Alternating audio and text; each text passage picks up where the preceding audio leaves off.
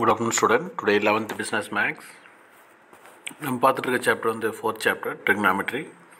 So trigonometry ஏற்கனவே நம்ம பார்த்துருக்கிறது angles, degree measure, radian measure, trigonometry ratio, quadrant. So இதை பற்றி பார்த்தோம். ஸோ டிகிரி மெஷர் தெரியும், ரேடியன் டிகிரிலேருந்து ரேடியன் மாற்றணும். trigonometry ரேஷியோன்னு சொன்னால் cos theta, sine theta, tan theta இதெல்லாம் வரும். குவாட்ரண்ட் சொன்னால் எந்த குவாட்ரண்ட்டில் இருக்குது, first quadrant, second quadrant, third quadrant, fourth quadrant. இதை பற்றி நம்ம பார்த்தோம். இப்போ வந்து காம்பவுண்ட் காம்பவுண்ட்னா ரெண்டு ஆங்கிள் ஆட் பண்ணுறது, ஸோ மல்டிப்ளை பண்ணுறது. இந்த மாதிரி வந்துச்சுன்னா எப்படி நம்ம ஆங்கிள் எழுத முடியும்? சைன் ஏ தெரியும், ஆனால் சைன் ஏ ப்ளஸ் பி தெரியாது. ஸோ அதுக்கான எக்ஸ்பிளைன் ஃபார்முலா அது. Sine A plus B equal to sine A cos B plus cos A sine B. நான் ஏற்கனவே சொல்லியிருக்கேன், சைனில் இங்கே ப்ளஸ் வந்துச்சுன்னா இங்கே தான் ப்ளஸ் வரும், இங்கே மைனஸ் வந்தால் மைனஸ் வரும். ஆனால் காசை பொறுத்த வரைக்கும் ப்ளஸ் வந்தால் மைனஸ் வரும், மைனஸ் வந்தால் ப்ளஸ் வரும்.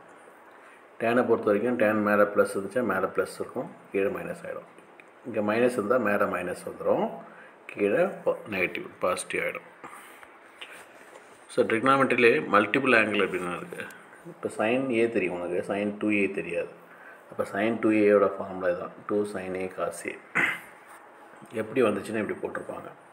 இது சைன் 2a எப்படி எழுதலாம்னா a ப்ளஸ் ஏன்னு எழுதலாம். இது sine a plus B formula மாதிரி இருக்குது. அப்போ சைன் ஏ காஸ் பி, அப்போ பி இருக்கிற இடத்துல என்ன இருக்குது, ஏ தான் இருக்குது. அதே போல் cos A sine B, B இருக்கிற இடத்துல ஏ. அப்போ ரெண்டு வாட்டி இருக்குது, 2 times sine A cos B, sine A cos B ரெண்டு ஒன்று தான். சைன் ஏ காஸ் பினாலும் காஸ் ஏ சைன் பினாலும் ஒன்று தான். அப்போ 2 டைம்ஸ் இருக்குது. அப்போ இந்த ஃபார்முலா உனக்கு தெரிய வேண்டியது என்னென்னா, sine 2a equal to 2 sin a cos a. இந்த ஃபார்முலா தெரிஞ்சால் போதும். Cos 2a equal to cos square A minus sine square A தெரிஞ்சால் போதும்.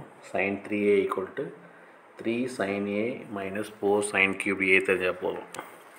இதுக்கான ஃபார்முலா நிறைய கொடுத்துருப்பாங்க. ஸோ இதில் ஒரு வாட்டி பார்த்துங்க. ஸோ முக்கியமாக நீங்கள் பார்க்க வேண்டியது இது formula sin 2a cos 2a. cos 2aலே 3 ஃபார்முலா இருக்குது, சரியா? Cos square minus sine square formula, இல்லை 2 cos ஸ்கொயர். காஸ் ஸ்கொயர் மட்டும் வேணும்னு சொன்னால் ஃபஸ்ட்டு காஸ் ஸ்கொயர் வரும். சைனில் வேணும்னு ஆசைப்பட்டிங்கன்னா இது 1 மைனஸ் 2 sin ஸ்கொயர் ஏ மைண்டில் வச்சு.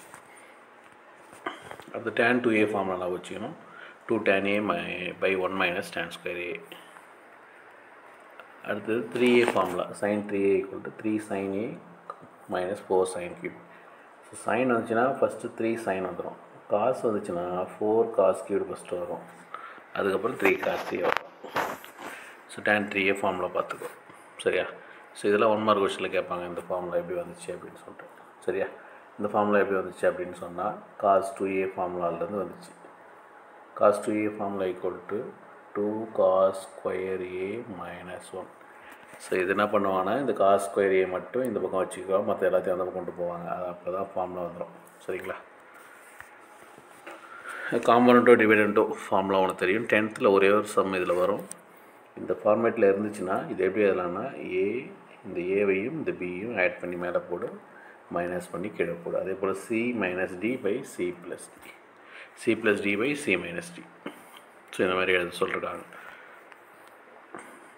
அடுத்தது பாருங்கள், sin a equal to 3 by 5, வேர் அந்த a என்பது ஆங்கிளை குறிக்கும். a என்பது என்னென்னா 0 to pi by 2, 0 to pi by 2ன்னு சொன்னால் ஃபஸ்ட் குவாட்ரண்ட், சரியா? அப்போ sin a என்ற ஆங்கிள் எங்கே இருக்குது, இதுக்குள்ளே தான் இருக்குது, சரியா? ஃபஸ்ட் குவாட்ரண்ட்டில் இருக்குது. b எங்கே இருக்குது அப்படின்னு பார்ப்போம். இது b, ஆக்சுவலாக இது வந்து பின்னு மாற்றிக்கோ, கொஷின் தப்பாக இருக்குது, பி. ஸோ பி எங்கே இருக்குன்னா பையிலேருந்து 3 pi by 2. ஸோ பைனா என்னன்னு தெரியும், ஃபஸ்ட்டு உனக்கு தெரியணும், 180 டிகிரி. 3 pi by 2னா என்ன சார் அப்படின்னு கேட்கலாம் நீங்கள். 3 pi by 2 அப்படின்னு சொன்னால் 3 இன்ட்டு பைனா 180 டிகிரி பை 2. இந்த 2வும் இதுவும் கேன்சல் பண்ணால் 90, 93 சார் எவ்வளோ 27. அப்போ 270 டிகிரி தான் இப்படி சொல்கிறாங்க, சரியா? 3 pi by 2 என்பது 270 டிகிரி. அப்போ இது 180, இது 270. அப்போ இந்த இடத்துல பி இருக்குது, இந்த இடத்துல ஏ இருக்குது. ஃபஸ்ட் குவாட்ரண்ட் இருக்குது, இது தேர்ட் குவாட்ரண்ட்டில் இருக்குது, சரியா?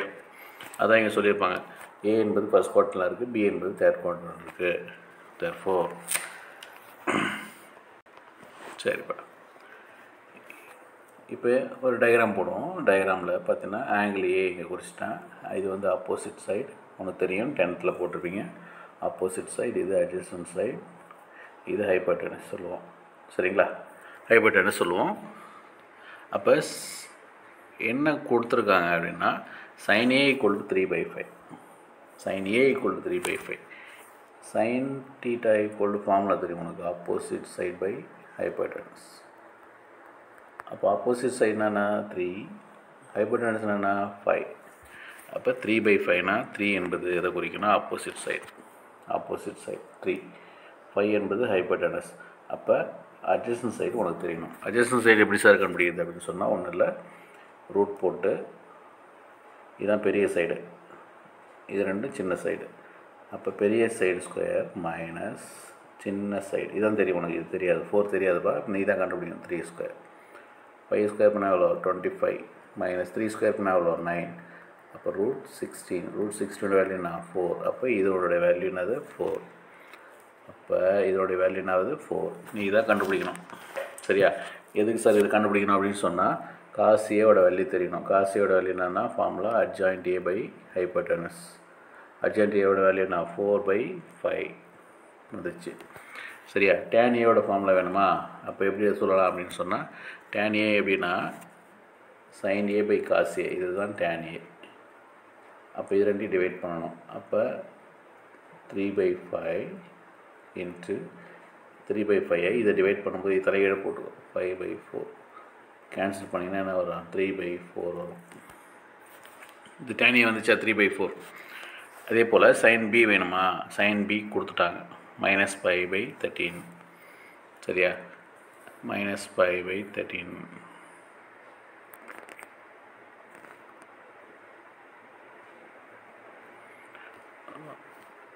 என்ன கொடுத்துருக்காங்கன்னா -12/13 கொடுத்துருக்காங்க. அது என்னென்னா cos B யோட வேல்யூ. சரியா? -12/13 cos B யோட வேல்யூ. sin B யோட வேல்யூ நீ தான் கண்டுபிடிக்கணும். எப்படி கண்டுபிடிக்கணும் அப்படின்னு சொன்னால் இப்போ இது வந்து cos B கொடுத்தாங்க, இது வந்து adjacent by hypotenuse. adjacent side என்ன, அது 12 என்ட்ரி பண்ணியிருக்காங்களா, 13 என்ட்ரி பண்ணியிருக்காங்களா. அப்போ இது எனக்கு தெரியாது, இது நீ கண்டுபிடிக்கணும். எப்படி கண்டுபிடிக்கிறது சார்? ஒன்றும் இல்லை, ரூட் போட்டுக்கோ. இதான் பெரிய சைடு, இது சின்ன சைடு. பெரிய சைடு 13 ஸ்கொயர் மைனஸ் 12 ஸ்கொயர். 13 ஸ்கொயர்னால் என்ன வரும்னா 169 மைனஸ் 144 எவ்வளோ வரும்னா 25 வரும். அப்போ 5 வரும். சரியா? 5 என்ட்ரி பண்ணிக்கோ. ஸோ இதெல்லாம் சைடில் போட்டிருக்கணும், இதெல்லாம் போட்டிருக்க மாட்டாங்க, நீங்கள் தான் என்ட்ரி பண்ணணும். இப்போ tan B வேணும்னு சொன்னால் இதால் டிவைட் பண்ணணும். அப்படின்னா அந்த மைனஸ் கேன்சல் ஆகிடும். கீழே 13 கேன்சல் ஆகிடும். 5/12 வரும். வந்துச்சா? 5/12 வந்துடும். அப்போ உனக்கு என்னென்ன தேவைன்னு கேட்குறாங்க. cos A + B கேட்குறாங்க கொஷனில். அப்போ cos A + B ஃபார்முலா உனக்கு தெரியணும். cos A cos B minus sin A sin B. அப்போ உனக்கு தெரிஞ்ச வேல்யூலாம் என்ட்ரி பண்ணுற. சரியா? எல்சிஎம் பண்ணுற. எல்சிஎம் பண்ணும்போது கீழே 2 சேம் வேல்யூ இருந்தால் மேலே 2 ஆட் பண்ணால் போதும், இல்லை மைனஸ் பண்ணால் போதும். இப்போ மைனஸ் பண்ணிங்கன்னா -33/65. அடுத்து sin A - B கேட்குறான், அதுக்கான ஃபார்முலா எழுத அதில் என்னென்ன தேவை வேல்யூ என்ட்ரி பண்ணுற, எல்சிஎம் பண்ணுற. அடுத்து tan A - B ஃபார்முலா உனக்கு தெரியும். tan A - tan B 1 + tan A tan B. இதெல்லாம் என்ட்ரி பண்ணேன். இது என்ட்ரி பண்ணும்போது கேர்ஃபுல்லாக பண்ணி, இது எல்சிஎம் பண்ணும்போது கீழே 2 மல்டிப்ளை பண்ணணும், கிராஸ் பண்ணணும். அதான் இங்கே பண்ணியிருப்பாங்க. அதே போல் இது 3 × 12 கேன்சல் பண்ணிவிட்டு 5/4 4 4 சார் எவ்வளோ 16. எல்சி பண்ணும்போது 16 மேலே போயிடும். 16 + 5 எவ்வளோ 21/16. அப்போ 4/12/21/16. அப்போ தலைகீழ போட்டிங்கன்னா 16/21. இந்த 2 கேன்சல் பண்ணிங்கன்னா கீழே போட்டிருக்காங்க, கேன்சல் பண்ணி ஆன்சர் எழுதுங்க. சேம் ஒர்க் இந்த சம் அப்படி தான். cos A cos B கொடுத்துட்டாங்க. AB வந்து அக்யூட் ஆங்கிள்னால் 90 கம்மியாக இருக்கும். அப்படின்னா 90 கம்மின்னா இங்கே போட்டுக்கோ, இங்கே போட்டுற போகிறீங்க, இங்கே 90. சரியா? வரக்கூடாது. அப்போ ஏவோட வேல்யூ. ஸோ இதில் cos ஏவோட வேல்யூ ஏவோட வேல்யூ, cos பியோட வேல்யூ. சரிங்களா? அக்யூட் ஆங்கிள் அப்படி சொல்லிட்டாங்க. அப்போ A - B = π/3 நீ ப்ரூவ் பண்ணணும். சரி, cos A கொடுத்துட்டாங்க, cos B கொடுத்தாச்சு. இது வந்து அட்ஜசன்ட் சைடு, இது ஹைபோட்டனஸ், இது அட்ஜசன்ட் சைடு ஹைபோட்டனஸ். 2 டயக்ராம் வரும், இதுக்கு டயக்ராம், இதுக்கு டயக்ராம். சரியா? ஸோ இதனுடைய பெரிய வேல்யூ, இது சின்ன வேல்யூ. இதான் உனக்கு தெரியாது. சரியா? இதுதான் கண்டுபிடிக்கணும். அப்போ என்ன பண்ணணும், ரூட்டோட வேல்யூ போடுங்க. 14 ஸ்கொயர் மைனஸ் 13 ஸ்கொயர். 14 ஸ்கொயர் பண்ணிங்கன்னா 196. 13 ஸ்கொயர் பண்ணிங்கன்னா 169. இது ரெண்டையும் மைனஸ் பண்ணிங்கன்னா 27. அப்போ √27 ஆன்சர் அப்படியே தான் இருக்கும். சரியா? அதே போல் தான் இங்கேயும் ஒர்க் அவுட் பண்ணுறாரு. 7 ஸ்கொயர் - 1 ஸ்கொயர் √49. 49 - 1 என்ன வரும்? √48. 48 எப்படிக்கலாம்னா 16 into 3 16 root எடுத்தால் 4 root 3 வந்துச்சா. ஸோ இதே போல் தான் ஒர்க் அவுட் பண்ணணும். சரிங்களா. ஸோ sin A ஓட வேல்யூ என்னன்னா ஆப்போசிட்டு தெரிஞ்சு போச்சு, ஹைப்போட்டனஸ். இது ஓகேவா. இது sin B வேணுமா, ஆப்போசிட் சைட் ஹைப்போட்டனஸ் வந்துச்சு. அப்போ cos A cos B எல்லாமே தெரியும். அப்போ cos A மைனஸ் ஃபார்மில் எழுதுங்க. சரிங்களா. அதில் கொண்டு போய்ட்டு என்ட்ரி பண்ணுங்கள். என்ட்ரி பண்ணும்போது சின்ன இடத்துல இந்த இடத்துல மட்டும் கேர்ஃபுல்லாக பண்ணணும். √3 √27. அப்போ என்ன வரணும், √2 உள்ள இருக்க வேல்யூ மட்டும் மல்டிப்ளை பண்ணிக்கலாம். √81 √81 வேல்யூ 9 9 4 சார் எவ்வளோ 36. அடுத்த பேஜில் வந்துடும் 36 வந்துச்சு. ஓகேவா. ரெண்டையும் ஆட் பண்ணணும். எனக்கு ரெண்டு சேமாக இருந்தால் மேலே ஆட் பண்ணால் போதும். 1/2 வரும். cos A மைனஸ் B = 1/2 வந்துச்சு.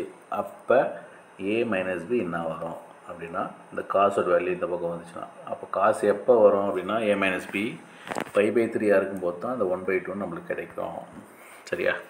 அப்போ π/3 என்ன, 60 டிகிரி. cos 60 வேல்யூ தான் 1/2. நல்லா புரிஞ்சுக்கோ. cos 60 போட்டிங்கன்னா 1/2 கிடைக்கும். இப்போ A மைனஸ் B வேல்யூ என்னது 60 அப்படின்னு சொல்லி முடிக்கணும். 60 தான் π/3. அடுத்தது 2 tan A மைனஸ் இருக்கிறதால இந்த A minus B formula use பண்ணிக்கிறேன். A மைனஸ் B பதில் XY யூஸ் பண்ணிக்கலாம், ஒன்றும் தப்பு கிடையாது. A minus B formula use பண்ணிக்கலாம். அப்போ கீழே இருக்க வேல்யூ இருக்குது பார்த்தீங்கன்னா, அதை கொண்டு போய் இது மல்டிப்ளை பண்ணி வச்சுக்கிறாங்க. இல்லை இதை அங்கேயே வச்சுக்கிட்டு இது ரெண்டையும் மல்டிப்ளை பண்ணிக்கிறாங்க. மல்டிப்ளை பண்ணிட்டாங்களா. இது வந்து 85 5ன்னு இருக்குது. அப்போ என்ன பண்ணணும், X தூக்கிட்டு 85 Y பதில் 5 வந்துச்சா. அப்போ இந்த பக்கமும் அதே போல் X தூக்கிட்டு Yயை தூக்கிட்டு என்ட்ரி பண்ணணும். சரி, என்ட்ரி பண்ணியாச்சு. இந்த tan 5ன்னு வரும். tan 5 தூக்கிட்டு tan 90 மைனஸ் 85. 90 மைனஸ் 85னா tan 90 வந்துச்சுன்னா என்ன சொன்னேன், காட்டாக மாறும் சொன்னேன். cot 85. சரியா. cot 85 அப்படின்னா என்ன ஆகும், அடுத்த பேஜ் பார்ப்போம். cot 85 தலையை எழுதுனீங்கன்னா 1/tan 85. இது ரெண்டு கேன்சல் பண்ணிங்கன்னா 1 + 1 2 ஆன்சர் வந்துச்சு. So next sin A minus B A + B formula, sin A minus B formula. இதை எக்ஸ்பேண்ட் பண்ணிங்கன்னா A + B formula A minus B expand பண்ணிட்டீங்கன்னா இதுவும் ரெண்டு சேமாக இருக்கும். ப்ளஸ் மைனஸ் கேன்சல் பண்ணிக்கோ. 2 டைம்ஸ் வரும். cos 60 வேல்யூ என்ன வரும் அப்படின்னா 1/2. இந்த 2 கேன்சல் பண்ணிங்கன்னா ஆன்சர் வந்துடும். இது tan 4A 3A Aன்னு இருக்குது. அப்போ 4A எப்படி பிரிக்கலாம், tan 3A + Aன்னு பிரிக்கலாம். ரெண்டு பக்கம் tan போட்டுக்கோ. சரிங்களா.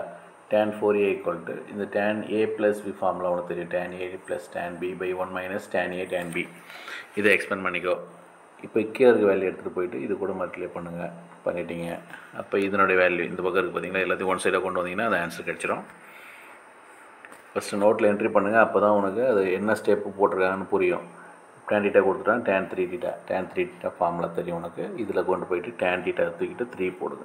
3 கியூப் 3 ஸ்கொயர் போட்டிங்களா. இதை எக்ஸ்பேண்ட் பண்ணுங்கள். கேன்சல் பண்ணிங்கன்னா அந்த ஆன்சர் கிடைக்கும். அடுத்து tan A கொடுத்துட்டாங்க. tan 3A formula. tan A இது ஆக்சுவலாக tan 3A sin 3A சாரிப்பா sin 3A ஃபார்முலா அது மாற்றிக்கோ. அப்போ sin A கொடுத்துட்டாங்க. 12/13 என்ட்ரி பண்ணுங்கள். இது ரெண்டு எல்சிஎம் பண்ணுங்கள். இது அங்கே போய் மல்டிப்ளை பண்ணுங்கள். இது இங்கே மல்டிப்ளை பண்ணுங்கள். சரியா. உனக்கு மைனஸில் ஒரு ஆன்சர். ஓகே. ஸோ இன்றைக்கி பார்த்தது வந்து trigonometry ratio, compound angle, multiple angle. So இது தெளிவாக பாருங்கள். எல்லாமே முக்கியமான சம். ட்ரிக்னாமெட்ரி கற்றுக்கிட்டிங்கன்னா இன்ஜினியரிங் ரொம்ப ஈஸியாக இருக்கும். ஸோ நீங்கள் இன்ஜினியரிங் படிக்க முடியாது, பட் ஆனால் எல்லா டிபார்ட்மெண்ட்லேயும் நம்ம எக்ஸாம் எழுதும் போதும் அது யூஸ்ஃபுல்லாக இருக்கும். ஏன்னா ஸ்டாட்டிஸ்டிக்கல் ஃபுல்லாகவே அதில் வந்து சிலபஸ் ஒரு சில இடத்துல நம்மளுக்கு ஆங்கிள் யூஸ் பண்ண வேண்டியதாக இருக்கும். ஸோ இதெல்லாம் யூஸ் பண்ணிக்கோ. தேங்க்யூ.